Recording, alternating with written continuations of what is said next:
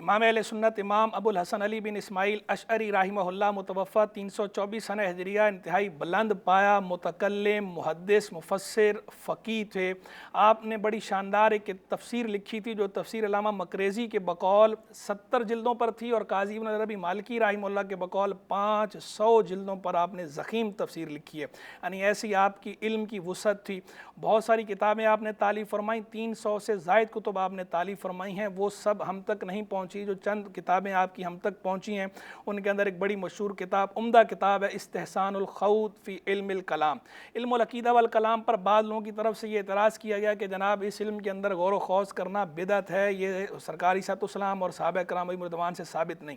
تو آپ نے بڑے ہی عمدہ انداز میں، انتہائی جودت کے ساتھ اور لاجیکل انداز میں جوابات دیے ہیں، 3 جواب دیے ہیں، بہت شاندار انداز میں، لائق مطالعہ ہے یہ رسالہ، بڑا عمدہ رسالہ ہے۔ پھر اسی طرح آپ نے ایک تالیف فرمائی ہے مقالات الاسلامیین و اختلاف المسلین۔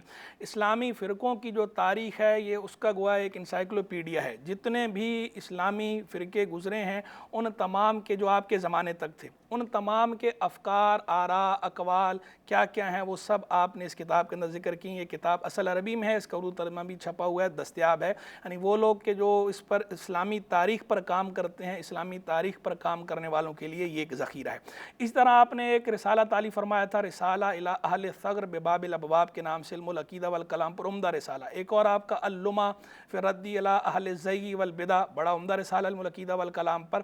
تو آپ نے بڑے عمدہ کام کیے۔ اس طرح آپ کے ایک شاگرد رشید، آپ کے شاگرد ہیں قاضی ابن فورک رحمہ اللہ، انہوں نے آپ کے مقالات کی تلخیص کی ہے مجرد مقالات الامام الشیخ ابی الحسن الاشعری کے نام سے، اور اس کے اندر انہوں نے آپ کے کئی رسالے جمع کر دیے ہیں، وہ بھی چھپا ہوا ہے، مطبوعہ ہے، ہماری میز کی زینت ہے، اس لائق مطالعہ ہے۔ اسی طرح حافظ ابن عساکر دمشقی رحمہ اللہ نے آپ کے بارے میں کتاب لکھی تبیین کذب المفتری فیما نسب الی الامام ابی الحسن الاشعری۔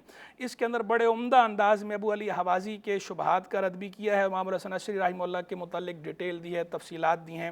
جو ناظرین ان کے بارے میں تفصیلی حالات جاننا چاہیں اس کتاب کا مطالعہ کریں، بڑی عمدہ کتاب ہے۔ اور آخر میں ایک بات یہ کہ علمی مقام کے ساتھ ساتھ آپ کا تقوی، پرہیزگاری، تواضع، زہد، یہ بھی اپنا اس کا پایہ بھی آپ کا بلند تھا۔ آپ کے خادم یہ بات کہتے ہیں کہ میں نے بصرہ میں بھی کافی عرصے آپ کی خدمت کی، کئی سال لگاتار، اور بغداد میں تو میں آپ کے ساتھ ایسا رہا کہ آپ کے وصال تک آپ کے ساتھ رہا۔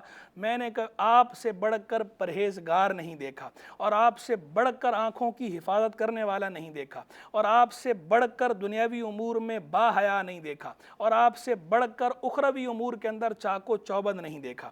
یعنی اخروی امور کے اندر، دین کے معاملے میں، علم کے معاملے میں آپ ایکٹیو تھے، چاق و چوبند رہتے تھے، سپر جینیس پرسنالٹی کے حامل تھے، کتابیں لکھنا، مجلس کے اندر بیٹھنا، لوگوں کی شبہات کے جواب دینا، باقاعدہ دین کی ترویج و اشاعت کرنا، افراد سازی کرنا، شاگرد تیار کرنا، کتابیں لکھنا، اس میں آپ ایکٹیو تھے۔